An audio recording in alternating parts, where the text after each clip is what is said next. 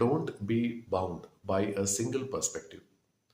ഇവിടെ വളരെ നല്ലൊരു പോയിന്റാണ് പറയുന്നത്. ശരിക്കും ഇതിനെക്കുറിച്ച് കുറച്ച് ദിവസം മുമ്പുള്ള ഒരു വീഡിയോയിൽ പറഞ്ഞിരുന്നു. എന്നാലും വീണ്ടും റിപ്പീറ്റ് ചെയ്യുന്നതിൽ തെറ്റില്ല എന്ന് തോന്നുന്നു. അതായത് വേറൊന്നുമല്ല, നമ്മുടെ ജീവിതത്തിൽ നമ്മൾ എല്ലാ ദിവസവും ഉപയോഗിക്കുന്ന എന്തെങ്കിലുമൊക്കെ സാധനങ്ങൾ ഉണ്ടാകാം. ആ സാധനങ്ങൾക്ക് ഒരു ലൈഫ് ഉണ്ടാകാം. ആ ലൈഫ് കഴിഞ്ഞാൽ പിന്നെ ആ സാധനം നമ്മൾ എന്താണ് ചെയ്യുന്നത്, അതിനെക്കുറിച്ച് നമ്മൾ എന്തെങ്കിലും ചിന്തിച്ചിട്ടുണ്ടോ? മിക്കവാറും നമ്മളത് കളയുകയാണ് ചെയ്യുന്നത്.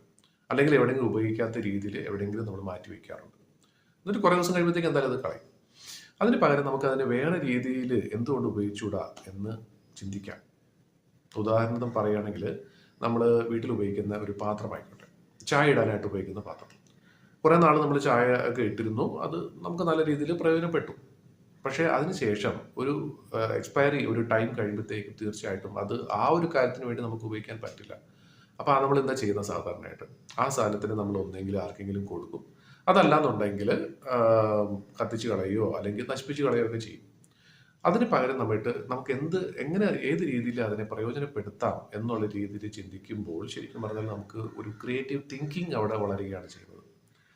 ഇതിൽ ഏറ്റവും വലിയൊരു പ്രത്യേകത നമുക്ക് ഒരുപക്ഷെ തോന്നിയേക്കാം, ധാരാളം കാശുള്ള വലിയ വലിയ ബിസിനസ്സുകാരൊക്കെ അവരുടെ ബിസിനസ്സിനെ നടത്തിക്കൊണ്ട് പോകുന്നതെന്ന് വെച്ചാൽ, എന്തെങ്കിലും ഒരു സാധനം ഉപയോഗശൂന്യമായി കഴിഞ്ഞാൽ ഉടനെ അതിനെ കളയുക എന്നാണ് ചെയ്യുന്നത്. ഒരിക്കലും അല്ല.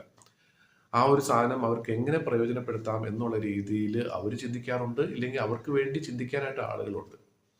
കോടിക്കണക്കിന് ആസ്തിയുള്ള ഒരു ബിസിനസ് ആയിരിക്കാം, പക്ഷെ ആ ഒരു സ്ഥാപനത്തിലെ ഒരു ചെറിയ സാധനമാണെങ്കിൽ പോലും അവർ വെറുതെ കളയാറില്ല. ഇപ്പോൾ ബിസിനസ്സിലാണെങ്കിൽ പോലും ശരിക്കും പറഞ്ഞാൽ ഉള്ള സാധനങ്ങൾ പരമാവധി എങ്ങനെ പ്രയോജനപ്പെടുത്താം എന്നുള്ള രീതിയിലാണ് ചിന്തിക്കുന്നത്. അപ്പോൾ എന്തുകൊണ്ട് ഒരു സാധാരണക്കാരായ നമുക്കത് ചിന്തിച്ചുകൂടാ? എന്ന് വെച്ചാൽ ഇവിടെ ഒരു കാര്യം കൂടെ പറഞ്ഞോട്ടെ, പുതിയ സാധനങ്ങൾ വാങ്ങാതിരിക്കാനുള്ള ഒരു പിശുക്ക് ആയിട്ട് ഇതിനെ കാണരുത്.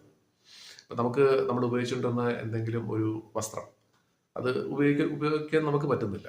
അപ്പോൾ അതിനെ ഉടനെ കളയുകയോ അല്ലെങ്കിൽ അതിനെ തന്നെ വീണ്ടും ഉപയോഗിക്കുന്നതിന് പകരം അതിനെ വേറെ എന്തെങ്കിലും ഒരു കാര്യമായിട്ട് നമുക്ക് തീർച്ചയായിട്ടും ഉപയോഗപ്പെടുത്താൻ പറ്റും. അപ്പം നമുക്ക് ചുറ്റും തന്നെ ശരിക്കും പറഞ്ഞാൽ നമുക്ക് പുതിയ സാധനങ്ങൾ വാങ്ങുന്നതിന് പകരം പഴയ സാധനങ്ങളെ നമുക്ക് പ്രയോജനപ്പെടുത്തി ഏതെങ്കിലുമൊക്കെ രീതിയിൽ നമുക്ക് ചിന്തിക്കാം, അല്ലെങ്കിൽ ഉപയോഗിക്കാൻ പറ്റുന്നതാണ്. പക്ഷെ അങ്ങനെ ഉപയോഗിക്കാൻ പറ്റും എന്നുള്ള രീതിയിൽ നമ്മൾ ചിന്തിക്കുക തന്നെ തീർച്ചയായിട്ടും വേണം. അപ്പം ഇത് വീണ്ടും ആവർത്തിച്ച് പറയുകയാണ്, ഇത് പിശുക്ക് കാണിക്കുക എന്നുള്ളതല്ല ഇവിടെ ഉദ്ദേശിക്കുന്നത്.